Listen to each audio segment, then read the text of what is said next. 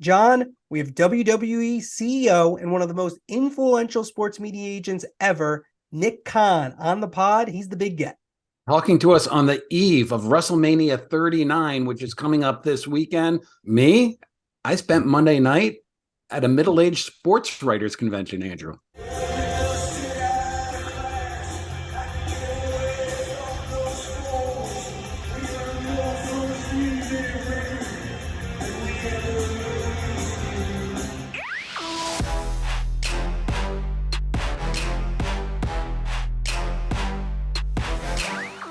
And we're back. I'm Andrew Marchand, sports media columnist for the New York Post. He's John Ourand, the media reporter for the Sports Business Journal. And John, the big get is Nick Khan. We did the interview already. You're going to hear in a little bit. It is exceptional, I got to say. Great information about WWE, about sports media, and everything involved. But first off, I got to ask you about this. Because speaking of big gets, you got tickets to Springsteen, which you're the night before we're recording this. That's where you were at. How was it? Capital One Arena in DC. Andrew, the guy's in his 70s, and he just came about 3 hours, no talking, just hit after hit after hit. I closed my eyes. I was back in 1985. I loved every second of it. All right, you're officially a sports writer for life. Like Bruce Springsteen. Who's up? Who's down? Who's up? Who's down? Andrew, lead us off on this one. My who's up is Jim Nantz. He's going to call his last Final Four of his career this weekend on Saturday, and then on Monday, the championship. Nantz has been doing it for 3 decades. He has done this sprint where he does the NCAAs, and then he does the Masters. This will be the final time that happens. He loves the Masters. I had the story when they made the change of Nantz stepping down and Ian Eagle succeeding him. At that time, Nantz told me it was time for daddy to come home and be with his kids more. So now he'll have 3 extra weeks during the year at home. He still plans to hand out the trophy every year after the finals, which he does, after he calls the games. So my who's up, Jim Nantz, for his final four and championship game. All right, Andrew, my who's up, Jay Monahan, the commissioner of the PGA Tour. We've been talking for a year and a half about LIV Golf and the competition that and the threat that LIV is bringing to the PGA Tour. But so far this season, the PGA Tour is motoring along. Just last weekend, a golfer named Sam Burns won the Match Play Championship. Hardly a household name, but the numbers from NBC ended up being pretty good. Viewers were up double digits from last year with Sam Burns' win. The tour has posted viewership increases for the final rounds in 6 of the last 7 events that it's had. Now, generally, we hate to talk about ratings on this pod. I mean, the questions always turn to why, and there's always a million reasons why. I mean, it was snowy in the north. It was rainy in California. Those could have been big reasons why they were up. But there are 2 reasons that I'm keeping an eye on. Could all of these conversations around LIV actually be helping the PGA Tour? Casual fans are talking about golf now. It's hard to find LIV on the CW. It's a lot easier to find the PGA on NBC and CBS.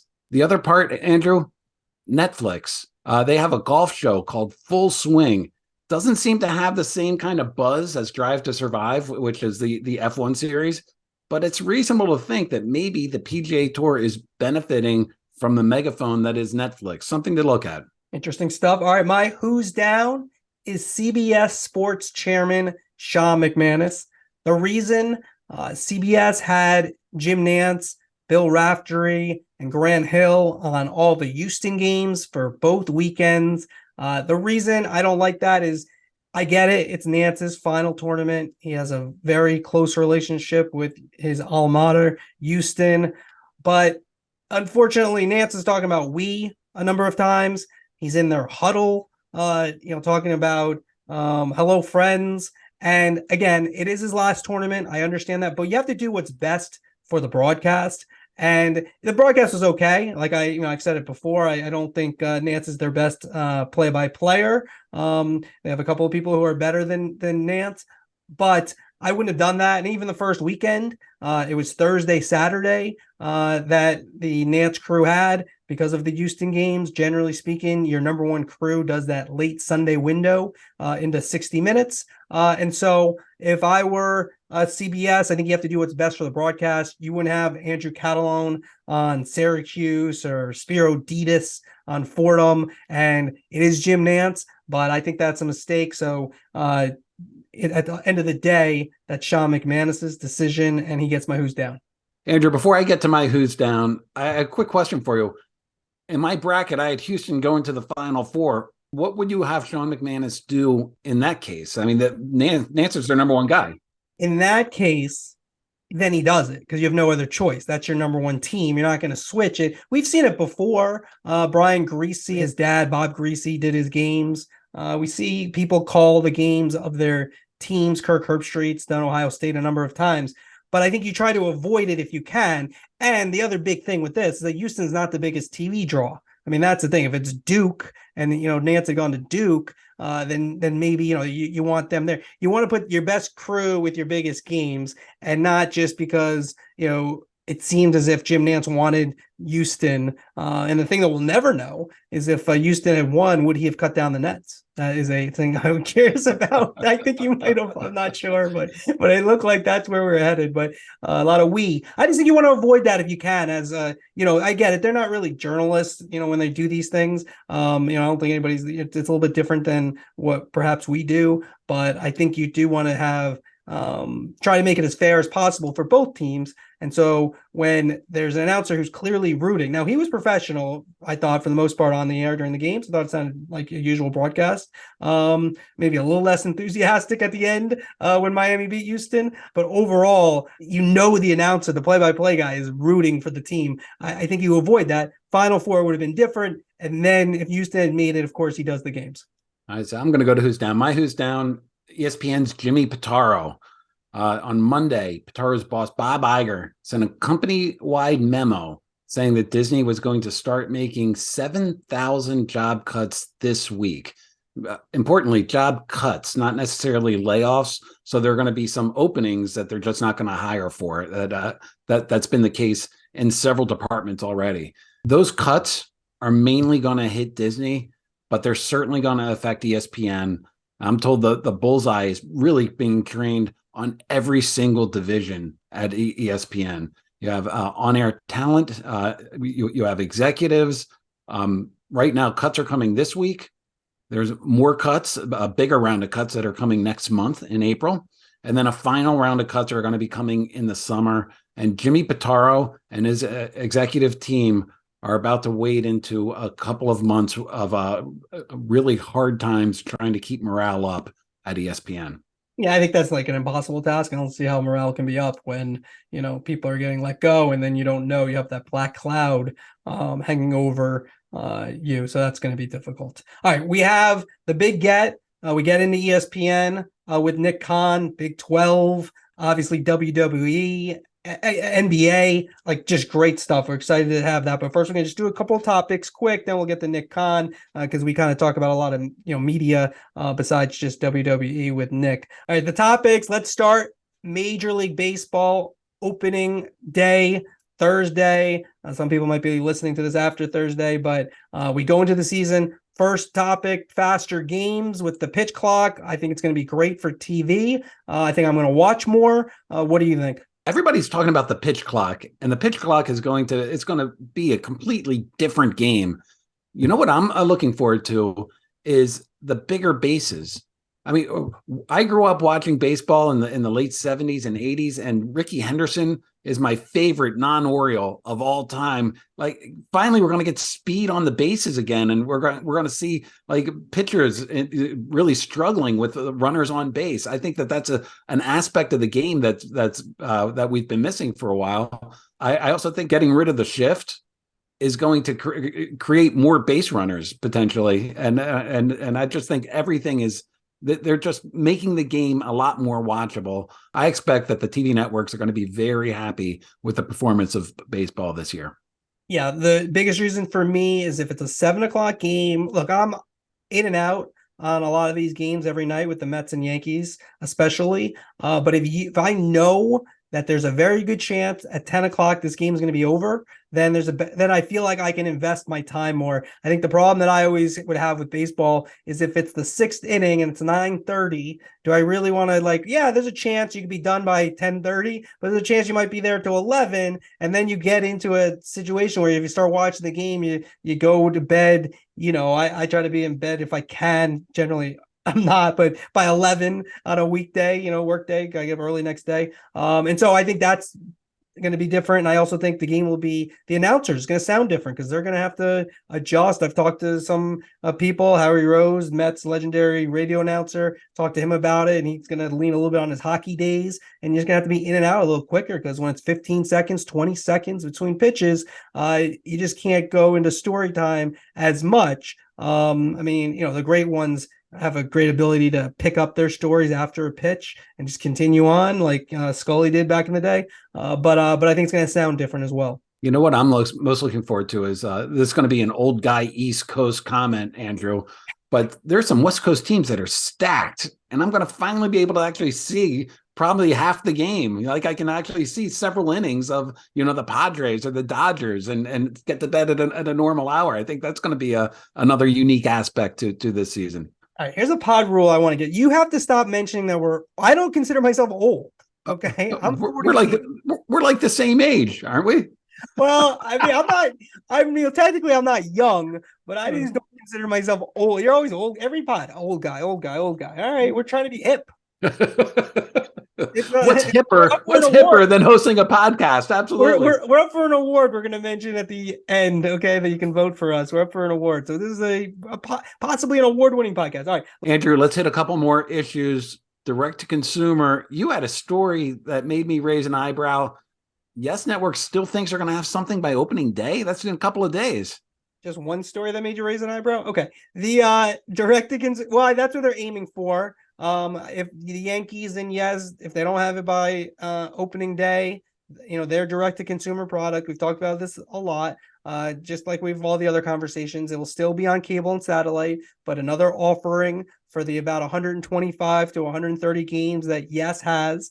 Now, the Yankees are also on Wednesdays this year, as Fridays last year, on Amazon Prime Video. You can only get that in the New York Yankee market. That's in Connecticut, New Jersey, New York, of course, and a little bit of Pennsylvania.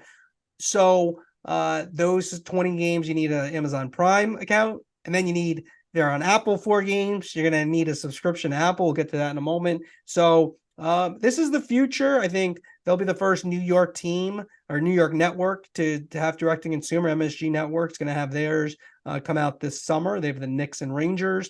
And then I expect probably by next year, SNY with the Mets has a direct-to-consumer product. That's probably what's going to happen, although they're a little bit they're a little bit slower to getting there, and understandably so, because I don't know if these are going to sell very well.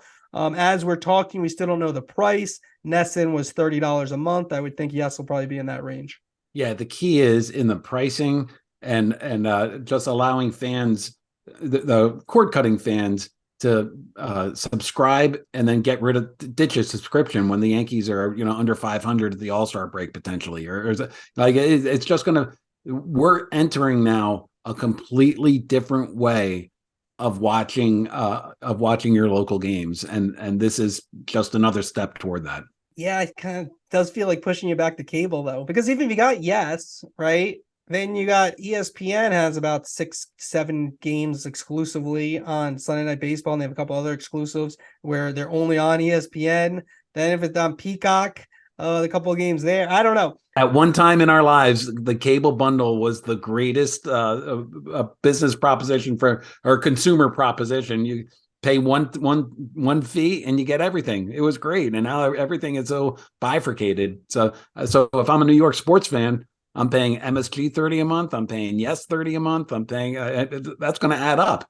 Let's talk quickly. Apple TV Plus, they changed last year. They made it free on Fridays to watch the doubleheader. Apple doesn't release the numbers, nor does Major League Baseball. Little birdie told me some numbers. I'm not going to say them because they're not, I don't know if they're exactly right, but let's just I will put it this way. They were not good.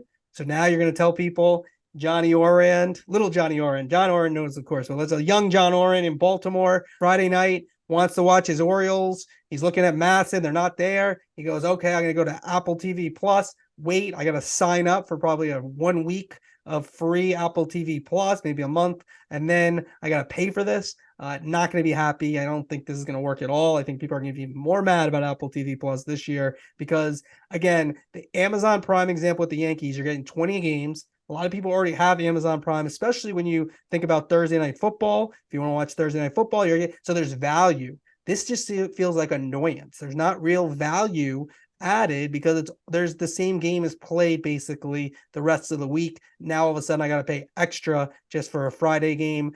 Peacock, similar scenario, but they do have soccer for a lot of people. There's things that are on Peacock that you might be interested in. And let me say, for Apple TV Plus, they do have some big hits. Shrinking's the latest one. So there are a lot of people do have a good amount of people do have Apple TV Plus, but it's not like Amazon Prime, which all the services you get with Amazon Prime. A lot of people do have Amazon Prime if you look at the numbers. All right, I want to hit a couple of other topics. One is a lot of fans held out hope that Major League Baseball was going to be able to convince YouTube TV to start carrying MLB Network again. YouTube TV dropped MLB Network at the end of January. Bad news on that front. We talked to Noah Garden, who's a top business executive at Major League Baseball, and he basically said that the talks don't look close on that. So if you're a YouTube TV subscriber, you be prepared to go at least for the start of the season without MLB Network. And frankly, having covered these types of disputes for a long time, I can't see them coming on this season. It's probably going to be a long, arduous negotiation. All right. The other thing we have to talk about with you here, John, is it become a big topic that you were all over, at the beginning of the year where you said a hurricane was coming. The hurricane has come. Now, I got a little info this week, but I want to hear what you have to say in terms of what are we going to foresee this year with the RSNs? This year, if you're a fan of a team and Diamond Sports holds your rights, you're going to be able to see your team's games via traditional TV, either on the Bally Sports RSN that you've always watched it, or the rights are going to revert back to the team and go to baseball, and they're going to create a new channel that they're going to sell to. By a new channel, I just mean a game with a pre and a post game that they're going to try to sell to DirecTV and to Comcast so that they can carry it. So it's a priority for baseball that fans will be able to watch games this year the exact same way that they watched it last year, except for maybe on a different channel. I think this year is going to be okay. I think next year where things might really kind of shake up, and then maybe we'll see a little more direct-to-consumer streaming situation. And direct-to-consumer, that's the key, because the teams are not allowing Diamond to get their direct-to-consumer rights. So they're trying to hold those back so that they can revert back to baseball, and baseball can then do something. I think, like you said, the real big change is probably going to come next season. This season is going to feel pretty similar. John, before we get to Nick Khan, Final Four, everyone's making a big deal. People who don't cover sport, we cover sports media. We're not really making as big a deal. But everyone about the ratings. Everyone's worried about CBS and how they're going to do, and they'll do okay. But you got Florida Atlantic and San Diego State, not a great matchup. Then the other matchup, UConn, Miami. Not, UConn obviously a traditional powerhouse, but hasn't been that great for a while. Miami's a football school, at least known as a football school. I don't know. For me, I don't really care. I'm going to watch. I love the Final Four. The idea that network executives don't like Cinderellas in the Final Four, which is something that I've said before, it's not necessarily true. The Final Four is big enough. Casual fans will sit down and they will watch it. They might have some trouble in the championship game, but all of the ads are sold, all of the sponsors are happy, and CBS and Turner are laughing all the way to the bank on this. Yeah, 100%. And it's been fun. It's been a great tournament. It's been one of those where, yes, you don't have the blue bloods like Maryland going far, but thank you. It's still some classic games. It's just the tournament's the best. It's just number one. Would you let me call a Maryland game? No. Come on, man. I mean, I don't know. I gotta. I think. All right, enough with this. Let's go. John, let's bring in Nick Khan, the big get. Nick is the CEO of WWE, which has WrestleMania 39 this weekend. Before that, at CAA, he was the biggest sports media agent in the business. I once called him the Scott Boras of sports media, which to me is a very high compliment because having covered baseball, Boras really changed the game in a lot of ways. And now, Nick, you're the big get. Thanks for joining us. Thanks for having me. Thanks for the complimentary words, and long-time listener, first time interviewee. So there you go. Thank you. Who's up with that introduction? Who's up is Nick Khan right now. Hey, Nick, I think that your story about how you got to become the CEO of the WWE is a really cool story. Can you give us like a Cliff's Notes version about how you got into the business and how you became the CEO of WWE? Absolutely. A couple things. Number one, WrestleMania 9, which was 1994 at Caesar's Palace in Las Vegas. I went to college in Las Vegas at UNLV, which, just so there's no confusion, it's the 475th ranked college out of 500. So children are having a tough time getting into the top 474, call me and I'll help out. That being said, WrestleMania 9, 1994 was at Caesars. I was an usher at that event. It was a part-time job. I was working full-time in college as I did in law school. And that was a way to make some additional money. So I went there and really got a behind-the-scenes look into the company, which was fascinating to me. In our home growing up, WWF at the time was a huge, huge deal. My parents are immigrants from Iran. Most Iranians came in 79 or after. My parents came in the 60s. So when the Iron Sheik came around on WWF, that was just a big deal in my home. So I've always been a fan of the product, of the business side of the business. And once I was an agent and got into the media rights sector along with some of my now former colleagues at CA, we had the good fortune of getting into WWE's media rights business. I think we had good collective success together. So much so that Vince McMahon called me over COVID, sort of at the height of COVID in August of 2020. And he said, look, I'm looking to do something a little unconventional. The spot of president of WWE is open. I'd like for you to do that. So we talked it through. We figured it out. I called the good folks at CA who gave me their blessing. And we were on our way together at WWE. Now with Vince, we'll get into a few things here, but just what's it like to work with and for Vince McMahon? I would say it's analogous, and Andrew, you and I don't know each other as well as John and I know each other, but it's analogous to a John Ourand conversation. Here's what I mean by that. You have to have the answer to every reasonable question. If you have the answer to every reasonable question, you cannot lie, as you know. If you have the answer to every reasonable question, and every so often you can say, I don't know that, let me get back to you. But that's what it's like working with Vince. I found it to be quite enjoyable, a challenge in a good way, transitioning from representing a number of different folks to being one of the representatives of our company at WWE. But that's what I'd say about Vince. He's only been generous and great to me, and I'm grateful for the opportunity. Nick, the last year at WWE seems to have been somewhat chaotic.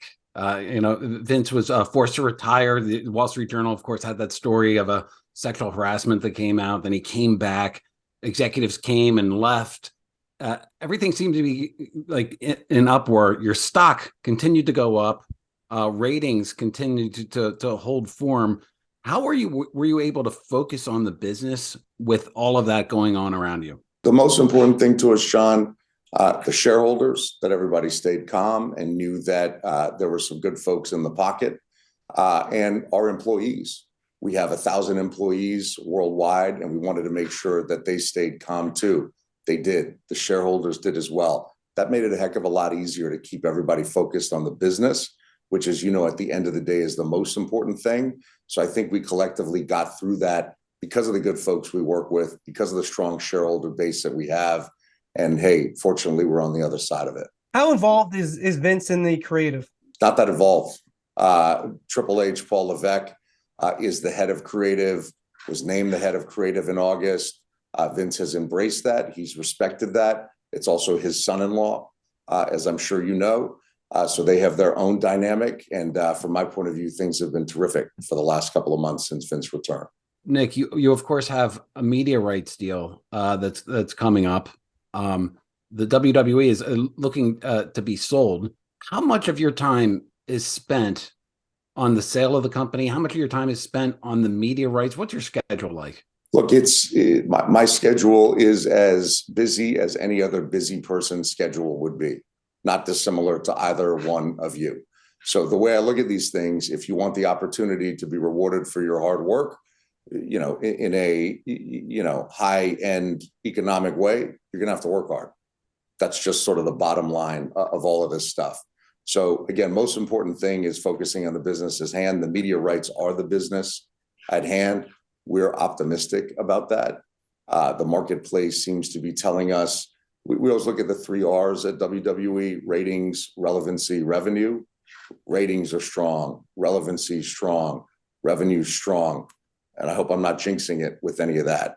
So we feel good about where we are. We have WrestleMania this weekend, as both of you know, at SoFi Stadium. It's going to be sold out both nights. We have a lot of key executives from our incumbent partners coming. Executives from other enterprises are coming as well to check it out. It was intentional that we have WrestleMania in Los Angeles this weekend. So we're looking forward to all of that, and we'll see how it shakes out. This weekend, the kickoff to the ratings negotiations? Yeah, this weekend, the right of first will start around this weekend. So once that starts, again, we love Fox, we love NBCU. They're going to get, of course, the first bite of the apple, which they negotiated for and we agreed to. So we're looking forward to those conversations, and we'll see what shapes up. From the other companies, which not, you don't give me the names of the executives, or which other companies will be in for WrestleMania? I don't want to say all of them, because I'm sure there's a couple that are missing, but a lot of them. I'd rather not, specifically name them. They're there as guests to enjoy themselves, and not in an official business capacity as far as I'm concerned, but it'll be a strong turnout. Now, you made these deals so they're post NFL. You've said that.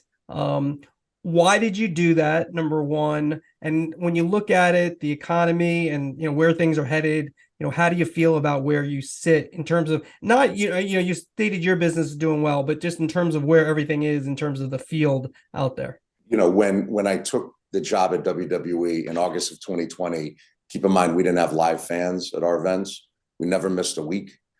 Thanks to the good work of our creative team, our WWE superstars and producers and everybody involved.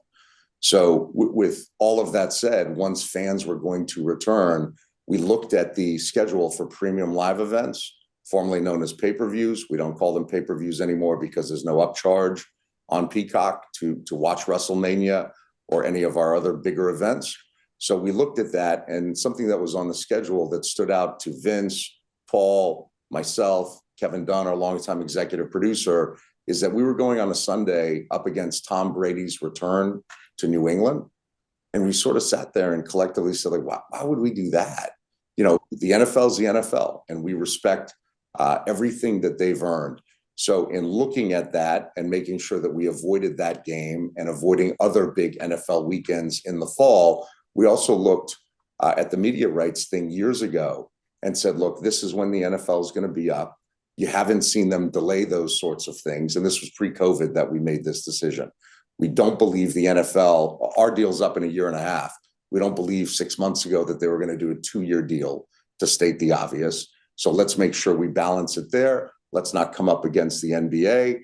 Let's not, if you bifurcate the sports, pro and college football being the second most important sport economically, let's not go up against the SEC, which had been negotiated by the time I took the WWE opportunity. Let's not go up against the Big Ten. And we think that the whole thing is cleared out, and it's a smooth and clear runway for us. So, Nick, give us a lay of the land as you look at it. Is there a possibility that the WWE could go all in on streaming? Is that a potential solution? Sure. Well, if you look at how we set it up a few years ago, we have network with Fox, we have basic cable with USA, and we have streaming with Peacock. So that was also intentional. We wanted to see what would work where. So it was the time before the bundle was unbundled or partially unbundled. We think with USA, for example, they have high subscriber rates. We're the highest rated program on USA ×3. It's not even close. So we like what USA and NBCU have done with us there. If you look at Peacock, our viewership has gone up year to year. Peacock was in its infancy when we did the deal. We decided to believe in our partners, that they could get it where it needs to be. We think that they've proven out that they can do that. It's going to continue to grow. We know it's not fully baked yet. And our folks at Fox being on network television for live, as you know, it works. Scripted content has migrated primarily to streaming, as you know. Live event content, I don't want to say is almost exclusively on traditional platforms, because you've seen Dancing with the Stars move to Hulu or Disney Plus, I believe it is. You've seen smaller award shows. I think the SAG Awards went to a streamer a couple of months ago. So would we consider it? Of course. We're going to look at every option. But the way it's set up now is pretty interesting to us also. Now, Nick, you know the business really well. I think you advise a lot of people in the business. And one of the things you did before for this last deal, a lot of what you made so the WWE network is a part of Peacock on this 5-year deal. And it looks very smart, because now streaming is sort of so that you need to kind of be with somebody big. Why did you do that, number one? And then where's it going? Like, what do you see? Do you see more consolidation? Where do you see, streaming going right now? Look, I think everybody's sort of sitting around after the Discovery Warner Brothers merger, if you will. There's a 2-year lockup on that in terms of selling off or doing anything with the Warner Brothers Discovery assets. From the Reverse Morris Trust, what they did, they're locked up for 2 years from whenever it was that it became official. That also times out, I don't know, intentionally, unintentionally, with the next presidential election, the 2-year period. As you know, right now, tough to get big mergers and acquisitions through. There's part of me that thinks come late 24, it depends who wins the election, obviously, and what the feeling is in terms of M&A.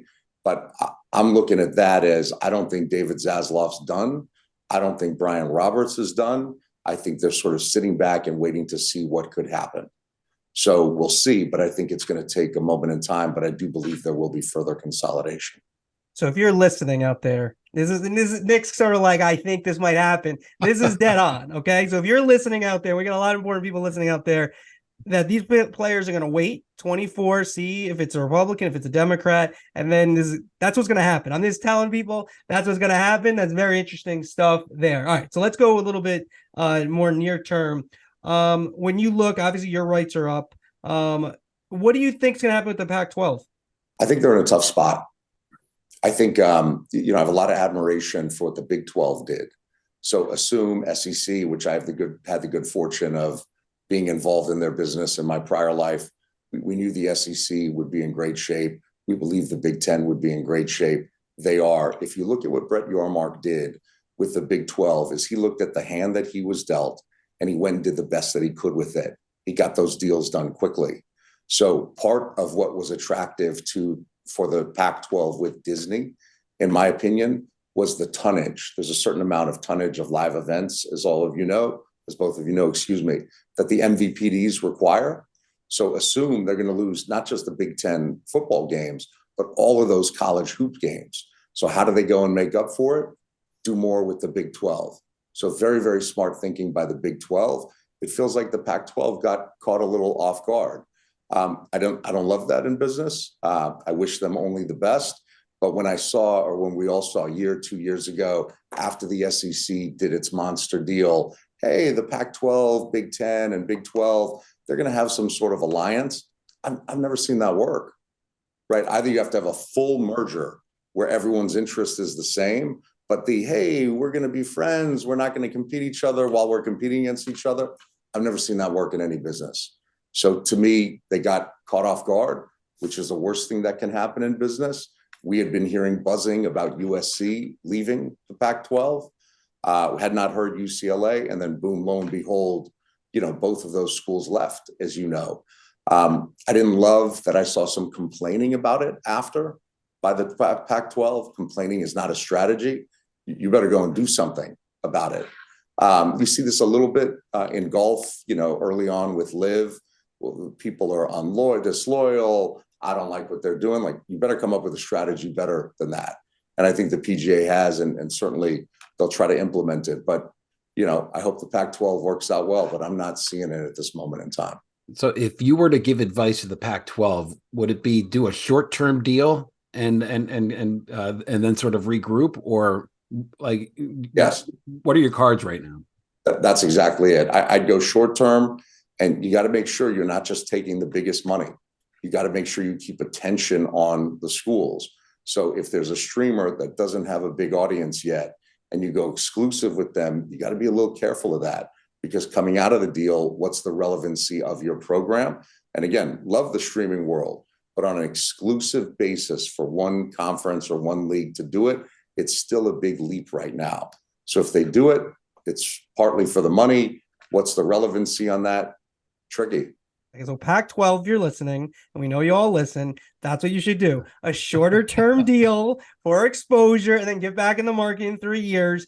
And we've talked about Apple, so going all streaming, if that's available to them, it's going to be less money than the Big 12. I think, the idea that teams could jump, though, if it's too much less money, is a problem that they have at this point. By the way, you heard it to the audience. You heard it from John Ourand. You heard it from Andrew Marchand. I agree. That's what the Pac-12 should do. You referenced the PGA Tour. I gave Jay Monahan my who's up this week because the TV viewership numbers of early part of this season have really surprised me, actually. How do you think they've responded to the LIV threat? I think at first they were startled, and you could see that in their response. Again, this person's disloyal, that person's disloyal. And I think they then got out of that. So all credit to Jay for doing that. And by the way, when people are caught off guard, there's all different emotion involved in that. The most important thing is to steady the ship and to move it forward, which I think the PGA is doing now. Very good work by them, in my opinion. Now, in my newsletter on Monday, I wrote about the NBA and what potentially could happen. What I foresee is ESPN doing a little bit less regular season, keeping the finals and the playoffs and, big matchups, maybe the new tournament. Amazon getting involved. Thursday night starts after Sunday Night Football. NBC gets involved. Sunday Night Football, after that ends, they have a game of the week with the NBA on Sunday night. And then, not sure on Turner, but I'll keep them on Tuesdays. Is that the correct way to look at it? What do you see for the NBA? By the way, I only see good things for the NBA. A couple nuances on what you said. I do think, and I think people are undervaluing it a little bit, not you, but just generally out there. I do think ESPN wants that All-Star weekend. So if you look at it from a hospitality point of view, they don't have the Super Bowl until, I believe, 27. The college football championship they have, but typically for hospitality, it's just the folks who went to those two schools. If you look at the finals, you can't plan on it because you don't know, obviously, who's going to be in it until the conference finals are done in the NBA. But that All-Star weekend, I don't want to say it's similar to the X Games because it's a far bigger property than the X Games. But one of the reasons I feel Disney hung on to the X Games for so long is that was a great hospitality event for them. So, hey, come with your family, do all of these things. So I think it's everything you said, Andrew, plus ESPN will pick up that All-Star weekend, which is meaningful to them for different reasons. And I do see it laid out the way you do, maybe a tweak. I don't know if NBC and Turner are going to compete for Tuesday nights, or if, Sunday is going to be the opening for NBC, but it's basically the version of what you said, at least in my mind. You're saying, I find this to be so interesting, that hospitality and just kind of having a place where you can schmooze with advertisers and different sponsorship executives play a big part in the programming deals that networks make. No question. Even if you look at our Wrestlemania event this upcoming weekend in Los Angeles, as I said, or as you know, also because it's West Coast, a 5 p.m. start time on 2 nights, Saturday and Sunday. So for the executives that we want there on the sales and sponsorship side, on the media side, on every other side, it's, hey, come, enjoy yourself. And there's going to be a lot of folks that there. Go ahead, John. That was a signal to Andrew. Sorry about that. People listening on the pod, you can't see. We got hands. We have very complicated hand signals with John putting the finger up, and Nick very nicely he called you out with it. But those are our secret hand signals. Anyways, go ahead, John. Sorry. All right, so let me give you a couple of red flags that I think are storm clouds on the horizon that could potentially affect the NBA. I mean, we've talked about the cable channels and the cable distribution and how far are they going to fall. We're seeing at the streamers right now, Amazon's laying off, thousands of people. Apple doesn't seem to be as interested in spending money as people would hope. Is there any sort of worry that the NBA should have that they're going to be waiting too long to do this, that they should strike right now when it seems like the market is frothy? I don't think so. And here's what I mean by that. It's sort of in a way like the stock market, and I don't play the stock market or anything like this. But as you know, you're supposed to buy low and sell high. Most people buy high and sell low because they get nervous. So if you're the NBA with a very strong product, healthy LeBron James, as of a couple nights ago, you obviously want him to go for a few more years. That matters. To me, I'd wait. So very tough for Amazon to say, hey, was it 7,000 or 10,000 folks are being laid off? But look at this amazing multi-billion-dollar deal that we did. You have to time these things out right. One thing that I admire, one of the many things I admire about the NBA, their circle's pretty tight on this stuff. So even though you guys get info, I get info, they're not out there boasting about what they can do. And yes, they go with the normal, we're expecting a 3x increase or whatever it was. That's what everyone does. That's to be expected. I think if they get through the next couple of months in terms of what's going on with job reduction, I think the NBA is going to be just fine. We didn't ask you, what X increase do you expect for the WWE? Listen, I can't go on the record with that stuff, but I expect a lot. And, part of it is on me. All of it is on us as a collective organization. So we'll see. What do you think it's going to be? I'll go 1.5, 2x. I'll go 2x for you. Is that good? John, you? Oh, I'll take the over on 2x. The numbers are high, and you have a bunch of. It's like people bidding on a house. You have more bidders than you have packages. So I think that you're sitting pretty, Nick. Yeah, we might have to get look at the front rows and see who's in the attendance this weekend. See if we see Jimmy Pitaro and others. Sean McMahon is maybe Fox and NBC obviously will be there. All right, let's go to ESPN. And I first want to go back before we go forward. All right. Now, I said at the beginning, I said Scott Boras of Sports Media Agents. And the reason I say that is I think you really changed the salary structure for a lot of people in a lot of places, including at ESPN. So, we could talk about Mike Greenberg's contract, Michelle Beadle. There's a lot. Your first client was Joe Tessitore, who I know has been very important to you and have a great relationship. Just how did that happen? How did you do that? And I know you're going to say there's a combination, but what? Just give us a little inside CAA and your thought process in terms of how you did that and really changed the game, because before that it was a little bit kind of flatlined. Well, thank you for all those complimentary things. I think what changed the pay structure was the talent. I just happened to represent a number of them, which was certainly good luck for me. On Joe Tessitore, for example, Joe and I met when he had just left local television and went to ESPN and was only doing Tuesday night boxing for them. So he and I have about 20 years of history together. He gave me the first opportunity. He and a boxing trainer named Freddie Roach, who trained Pacquiao, were the first two when I was a lawyer to say, hey, represent me. So I got to see it from I don't want to say the infancies of their career, but they were both getting onto the national stage about the same time. Freddie ended up, without mentioning numbers, making a ton of money, which he deserved every penny of. We negotiated the deals together. I don't think that had been done for a trainer before.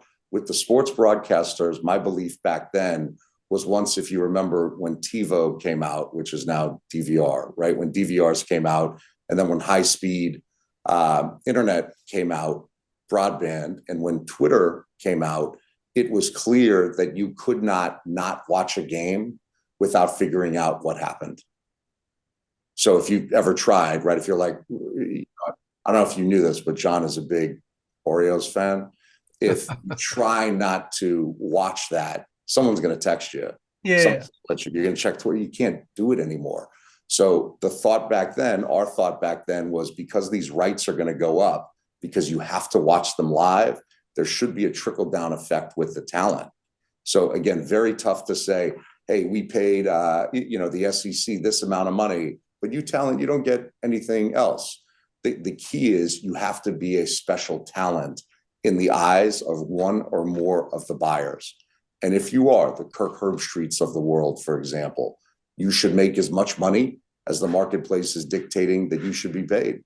That's how it works. And I think collectively with the right clients, Colin Cowherd, Kirk, as I mentioned, other folks, they ended up making significantly more money because of their talent and that they were unique. And I was just happy to be there for the ride. But a guy like John Madden was making $8 million early 90s, and then his salary went down. So the talent was there. Like he didn't make it, didn't go from 8 to 10 to 15, right? He went really down. Why was there a difference? And then when you came in, that changed? I think not as many buyers back then, and certain network loyalties, if you will, back then. Madden at the time was Madden with CBS, then Fox, then NBC. Does that sound right? ABC in between there. So when Fox got him, that was, the famous Rupert Murdoch line, something to the effect of John Madden is America. So he had to get him, and he got him. And then in terms of, it going down, I think that part of that comes down to the representation. You got to make sure there's always a +1 bidding situation. Don't expect someone paying $8 million a year to say, guess what? You've done great by us. We're going to take you up to $12 million a year. It's just not how it works. It's you have to knock it out of the park, which Madden did. And there has to be a belief that you can go to a competitor and make that competitor better. If there is, that person will get paid. If that doesn't exist, the whole notion of, well, I've been here for so long, you should give me a raise. Good luck with that. And by the way, one last note on that. I would hear agents say, we're so insulted by so-and-so's offer. Good luck with that strategy. I've never seen that work either. You better have something else, in your back pocket, or accept what they're offering and move on. Our first bunch of pods that we did talked about the free agent frenzy among the NFL talent. Were you surprised by all the movement and the big contracts that came out there? I wasn't surprised by the big contracts because I thought that the NFL talent was underpaid, considering what was going on with the NFL. If you look at, again, those rights deals that went up, and Tony Romo was before the rights deal, but at the time, CAA, not me, a gentleman named Tom Young, knew that Romo was the hot commodity, knew there were other buyers out there, that Romo could give instant credibility to, let's say, ESPN, which was still, post Gruden figuring out their booth. So NFL numbers go up, talent numbers go up. Was I surprised that Buck and Aikman went to Disney? Sure. We were all hearing the same thing behind the scenes, but when it actually happened, I was surprised. But to Fox's credit, Eric Shanks and Brad Zager, look at what they've done to sort of plug people in. Homegrown people who are their people, who to me are extremely talented. I think it worked out pretty well for everybody. And happy that Kirk is doing Amazon with Al Michaels, and happy that there might be flex scheduling. You guys broke that thing the other day, flex scheduling on Thursdays. So nice work there. Thank you. That was John. Yeah. They're voting on that after this pod goes to after we tape it, but before we publish. So it's the worst timing possible on that. Yeah, look, Amazon's a great partner. And what we're hearing is that Amazon likes nights of the week. So if you think about it, Thursday night for 16, 17, 18 weeks, whatever it is, that's their night now.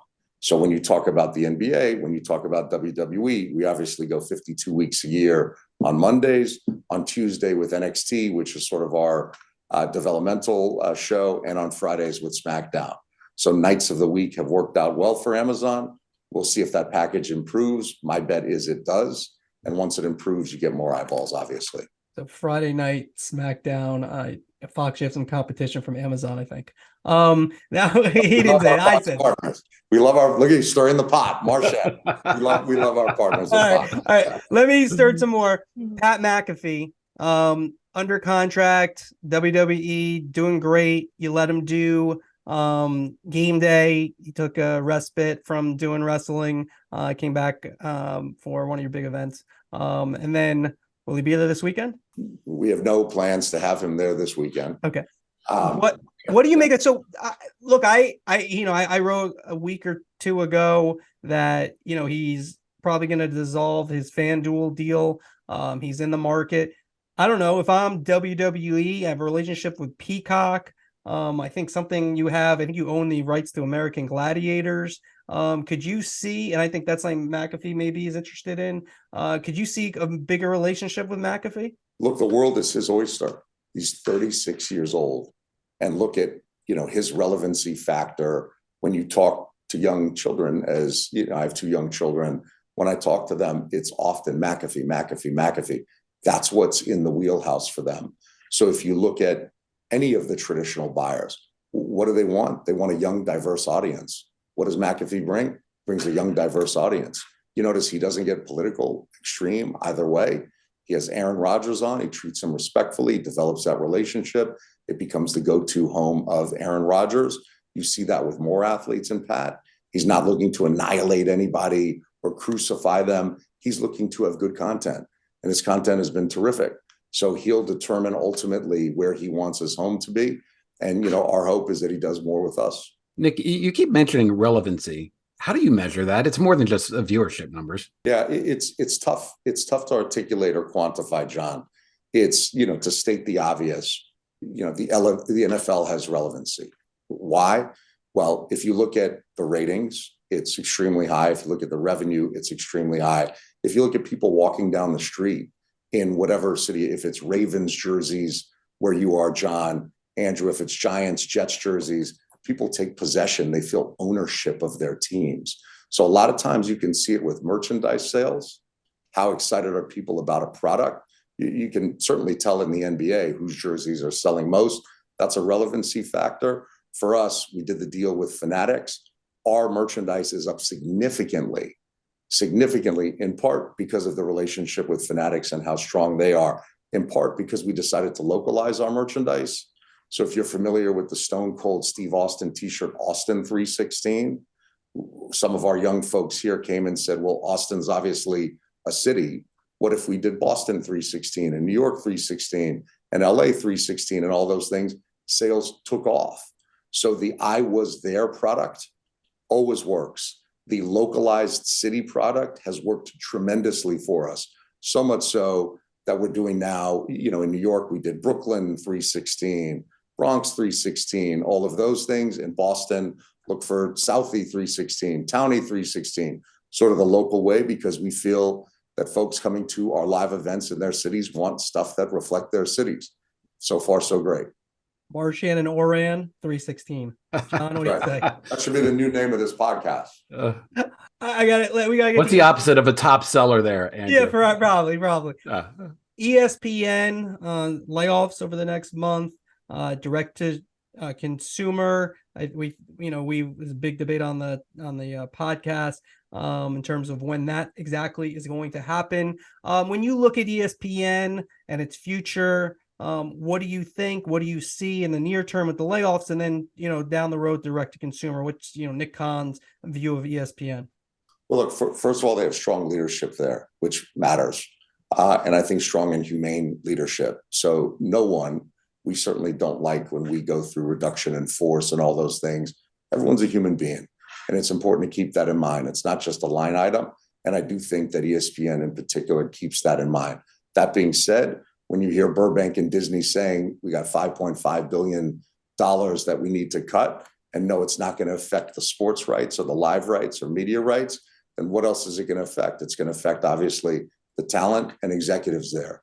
So depending on how much you have stood out in either way, rightly, wrong, whatever it is, if you've stood out there, you're probably in safe position. If you haven't and you're making a lot of money, that becomes tricky. And if you're young in your career, you're not making a lot of money and you haven't had the chance to prove yourself, you're probably in good shape too. So the middle tends to get squeezed, and we'll see if it plays out that way. And then in terms of if you were advising Jimmy Pitaro and Burke Magnus and Bob Iger, and they said to you, when would you go direct to consumer? Again, just so we say it, always have to reset. It will remain on cable and satellite, ESPN, the mothership. But in terms of being able to make an offering direct to consumer, where would you foresee it happening? I would see it whenever their biggest distribution deal is up. So if that's Comcast cable, I would look for whenever that deal is expiring. That's a conversation to happen. Keep in mind what you already know. Even though cable is a different side of the Comcast business from NBCU, those entities don't particularly care for each other that much. At least that's my take. You saw the bake-off with the purchase of the Fox assets. You saw the bake-off after that with Sky. I think Brian Roberts in the unsolicited bid for Disney, I think in 1994, it sort of started this competitive nature between these two companies, but you're going to have to do it when your biggest distribution deal is up, because that distributor, you still need them to carry you. And it's tricky at a publicly traded company. If ESPN said, we're just going to shut down all of these MVPD deals, we're only going to be available direct to consumer at whatever the price point is a month, the revenue loss for those couple of years will also result in C-suite executive loss. Mm-hmm. Right? You got to increase profits. That's the name of the game. So tough to do that. It's a tough position for everyone other than Netflix, Amazon, Apple, Facebook, and Google. I mean, we touched on this earlier, but you saw this firsthand with the WWE Network. Look, it was brilliant by Vince and company at the time. In 2014, I was obviously in my prior career, I had nothing to do with the transaction. But what they realized was the instability of pay-per-view, being completely reliant on waiting for DirecTV, Dish, and In Demand to give you your numbers a couple of days after. Keep in mind, those entities take a big chunk of the pay-per-view buy, 50% plus, simply for plugging it in. And they'll tell you it's for promotion and marketing and this and that, 50%. So I think what Vince and company looked at that time was, hey, there were articles written, a number in the Sports Business Journal, about are they going to go launch a premium cable network? Are they going to go, over the top? Whatever it was, I think he made the brilliant move at the time to go OTT, having another HBO or Showtime WWE version network. Now that we look back at it, would not have worked. It also in 2014, you only had to be the third best OTT to be the third best OTT in the world. It was Netflix, Hulu, WWE Network. And yeah, maybe there was, something else. But that was it. So they delivered, they got the subs they wanted. When we all sat down together in 2020 and took a look at the landscape of, hey, we're not going to be able to compete technologically with the investment that needs to be made with the Amazons of the world, with the NBCUs of the world. Amazon's a multi-trillion-dollar market cap company, as you know. Comcast, $300 billion, depending upon the day. Our market cap, $6 to $7 billion. So that investment in technology was not something we were going to do. We're also not technology experts. So we decided, let's license this out the way that we license everything else out, because the OTT streaming space had become cluttered. So instead of 3 options and, hey, pay us $10 a month, how many options are there now? 25, 20, whatever it is, all saying, hey, pay us $5, $10, $13, whatever it is a month. I think it was the right move to launch it. I think it was the right move to shut it down when we did. My final ones, I got a couple WWE. Just in terms of, you moved your, like you just said, your pay-per-view. If you have Peacock, you can watch WrestleMania this weekend. Do you like that strategy? Do you, ESPN with UFC, there's the charge and then there's the upcharge for their big events. Is that something you guys could do next deal, or how do you look at it in terms of how you look at your big events and in terms of bundling it up with possibly with these streamers? Well, look, we love what's happened for us with Peacock. With no upcharge, it's expanded our audience. So even what I think the NBCU folks will tell you is that a significant number of their paid subscribers, which they account for 20 million paid. So forget the free Cox cable homes, Comcast homes, 20 million paid. They would tell you that a substantial portion of that is because WWE. What they would also tell you is the stickiness of our fans in exploring their other content has been extremely high. So it's been significantly helpful for us that they had the Spanish language World Cup rights there. Significantly helpful that they did the licensing deal for Yellowstone with what is now Paramount. Significantly helpful that the EPL is there, because once people are in, they can sample different products. It's been proven out that that's what our audience does with Peacock. So, but do you want to do it the ESPN UFC way? Is that possible for the next deal? We're open. We're open to conversations. If NBCU came to us and said, hey, we'll take you from where you're at now to 5X for Peacock, but we need to charge an upcharge, we'd have to take a hard look at that. Most importantly, we don't want to price out our fans.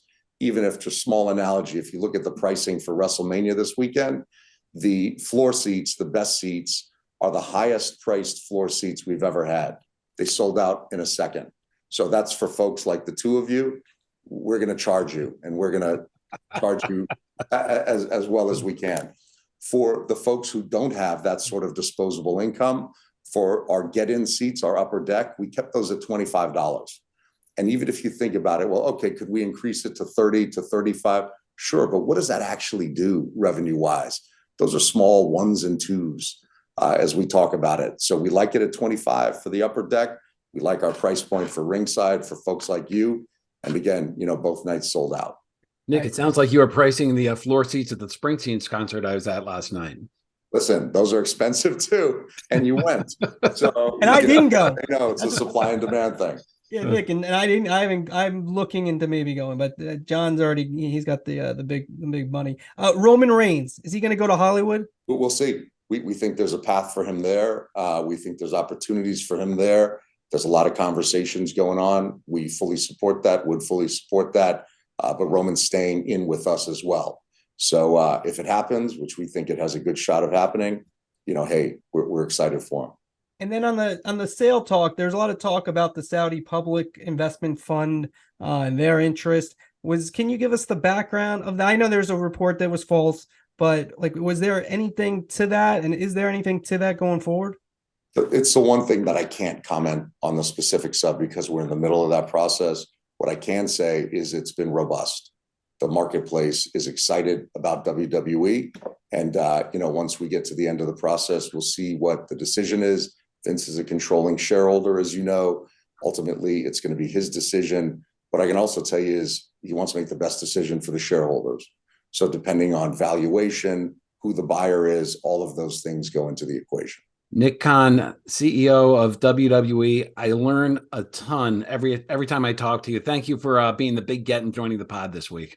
Thank you guys so much for having me. Appreciate it. And hopefully you'll check out a little bit of WrestleMania this weekend on Peacock. You'll let me know what you think. All right, we will. Good luck with everything. Thank you so much. Nick Khan, Andrew, as good as advertised. My one takeaway from that is I just want to implore the people listening that when he sounds like he doesn't know what he's talking about, he knows what he's talking about. He talks to everybody in the business. And I think what we got out of that, there are too many things that he said to pull out one as something to that I think was a main theme. But all I can say is I report on this stuff. You report on this stuff. He was talking at a level that he is in the know on this. Yeah, I will say if I was the Pac-12, I'd be taking notes and probably listening. So the Pac-12 do a short-term deal and trying to get in the market and try to be on someplace where you're visual. You can be found. But will that keep the conference together? That's the question. It might. If you do a 3-year deal and try it again in a couple of years, maybe we won't have all the movement. But I thought that was good advice. And just on all of it, he agreed with me on the NBA, which I'll take as a win. So that was good. And then the other thing was, he's used to being in control. We have our very complicated hand signals on Zoom where you or I put one finger up when we're doing an interview to tell the other person we want to go next. And he said, hey, John, you go ahead. And so he went through it. He was like stealing our signs almost. We got to come up with something more elaborate there, Andrew. Marketing department has this exciting news for the Marchand and Ourand Sports Media Podcast, as we've been named a finalist for the 2023 Sports Podcast Awards for Best Sports Business Podcast. If you're a fan of the pod and you've gotten to this point, hopefully you are, please vote. This is how you do it. You go to sportspodcastgroup.com. That's sportspodcastgroup.com. You got to log in, create an account, And then you vote under our category, and we appreciate it because then we could say the award-winning Marchand and Ourand Sports Media Podcast. I feel like you can say it anyway. I mean, I feel like everyone just says award-winning even if they've never won a thing. Have you updated your LinkedIn yet? Have you updated a resume? I haven't updated my LinkedIn in about 15 years. Gotta update our Twitter soon. It might be off Twitter. Oh yeah, I saw your tweets regarding that. That should have been a topic. That'll be a topic for next. Well, what do you week. think? Quickly, do you think? I mean, why would anybody? We're the content. Why would anybody pay Elon Musk? I feel like it's an IQ test for media executives. Why would you pay him to give you a blue check mark? So you like, let's just say media. Maybe there's somebody out there who should do it, but media outlets, you pay John Ourand money to report, then you say you want him to put it on another platform that you have no business relationship with, and then you're going to pay that other platform. Does that make any sense whatsoever? Any sense? I know you want a yes or no question. I'm not giving you a yes or no answer. I feel that that's a perfectly logical argument to be made from somebody who writes for a big market daily newspaper that has a lot of distribution out there. I can point to Twitter as helping out Sports Business Journal incredibly, especially in the early days when stories that we would break, we would get out there. And if you look at it less about content and more about a marketing arm and just kind of marketing your stories out there, it helps for smaller publications. Why do you need to? Okay, fine. I didn't say to get off Twitter. I just don't understand why you need to pay them for a blue check mark. Oh, I have no idea about that. Yeah. Why do you have to pay a check mark? I mean, yeah. I mean, I could get off Twitter. I do have to admit, I quite like my blue check mark. I don't want to see it go, but I'm not paying. I mean, you got the whole thing going. The whole.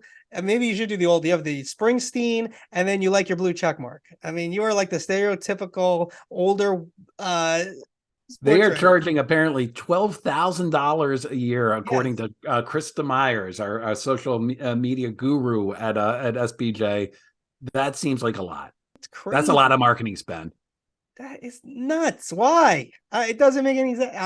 It's not like you can't post anymore. The fear is that he's going to change the algorithm, so people that pay, you're going to see that's going to go to the top. I get it. I understand that he can do all those things, but then it will become useless because if you like sports media and you can't find John Ourand stories when he breaks a story, it will devalue the product. So that doesn't make any sense to me because it just, in theory, you have not in theory, but in truth, you have unique content that helps them if it's part of their platform. Are you active on another social platform? No. So that's it for me. I'm done. I don't really care. Once Twitter goes, I think it's very nice to have that many followers, and I think it's helpful for my career. I mean, we both have like 75,000. I think you're a little bit more followers. I mean, that's worth something. That's worth something to get out there. I don't know what that worth is. It is. No, it's definitely worth something. I didn't say it's not worth. I didn't say I'm gonna leave Twitter necessarily. I just don't see why I'm going to pay him. That's the thing. I don't see the logic in paying. It makes zero sense to me. It's like the other thing is, I don't know. Maybe you see click-through rate. The click-through rate is not great. I get people saying like, "Oh, I don't click into your stories." Okay, well then fine. But why would I give this for free? I gotta make my employer happy so they keep me employed. That's the object for me in Twitter. So as Stephen A. Smith said recently, he wants to make his bosses money so he gets that money. That's what I want to.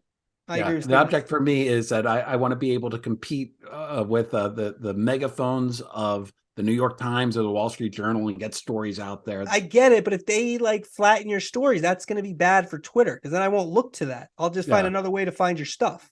I might go to your site more. We added a new topic for the end of the pod. Yeah, you're right. Let's get out of here. Yeah, thank you very much, everybody. Long pod, but hopefully you enjoyed it. Thank you, everybody, for listening.